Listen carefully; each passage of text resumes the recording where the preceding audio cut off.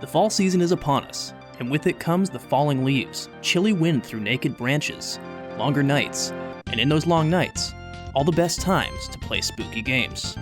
Personally, it's an annually cherished time, and I adore all of what the horror genre can offer, from the slow and psychological to the intense and gory. But pure spooks and horror aren't for everyone. Some may just be looking for games that they can play to get into the fall spirit, while others may want something less intense that still carries just the air that the eeriness the autumnal spirit can provide. Everyone should be welcome to enjoy the season, regardless of the amount of spookiness they have on their palette. Here are just a few games you can play through this season. Some spine-chilling, some scary, others just cozy enough to play under a blanket after you shut the blinds. Chances are, if you've done a deep dive to find some spooky games to play around the Halloween season, you've come across Frictional Games' Amnesia series.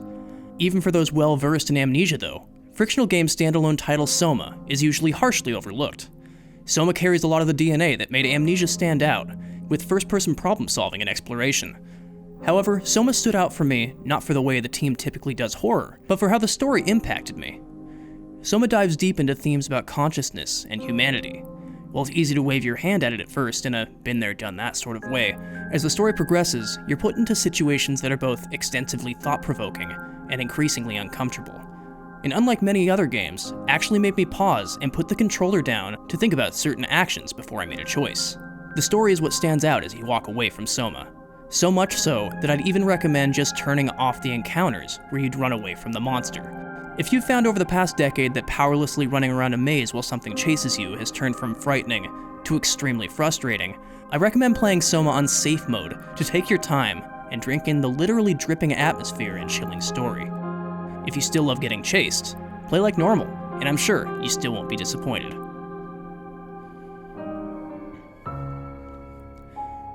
Detention is the best game that could don the Silent Hill name in well over a decade. It's a chilling, psychological horror experience where you play as a girl named Fang Rei-jin, a Taiwanese student during a period called White Terror when the country was under martial law. As Fang, you wake up to find yourself in a strange version of your school filled with monsters and chilling references to Fang's past. There's a strong sense of culture, not just in the creatures that walk the halls, but also how it brings to light the real-life horrors of the White Terror age. Like Silent Hill, you'll make a mental map of the school and slowly peel back the layers of Fang's past as you progress deeper and deeper into the nightmare of the school and the even more haunting nightmare of Fang's past. Detention is a slow-burning, crawling horror experience that isn't trying to make you jump out of your chair, but wants you instead to settle in and drink in the atmosphere, culture, and harrowing story. After you're all done, you could even check out the studio's following game, Devotion, which after a long while is now officially available on their website. The autumn season and Halloween have a lot of things that are emblematic about them, but something that oftentimes gets lost in the shuffle is the coziness the elements the season provides over the horror that may be equated to them. Shadowgate is a remake of a PC and NES classic from 1987, lovingly recreated with hand-drawn visuals for a modern age. Exploring a treacherous gothic castle, you'll solve puzzles and try to avoid your untimely death from the monsters that lurk within, be it banshees, specters, or dragons. Shadowgate is unforgiving, and can be a little clunky in its UI, but has a distinct feel unlike games of a modern age, in that if you allow it, it won't hold your hand at all. Death is final, and if you're careless, you'll die a lot, so save often. It feels representative of the age of sitting in your basement, listening to a dungeon master, as a group of friends try to make their way through extreme circumstances over long, cold hours, late at night playing Dungeons & Dragons.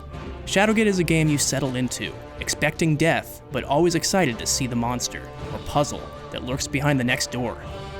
If you're really feeling like going retro though, you can play the original Shadowgate, as well as the developer's other NES games in the 8-bit Anthology Collection, where you can explore a haunted house in Uninvited, and play as a detective trying to regain his memory in Deja Vu.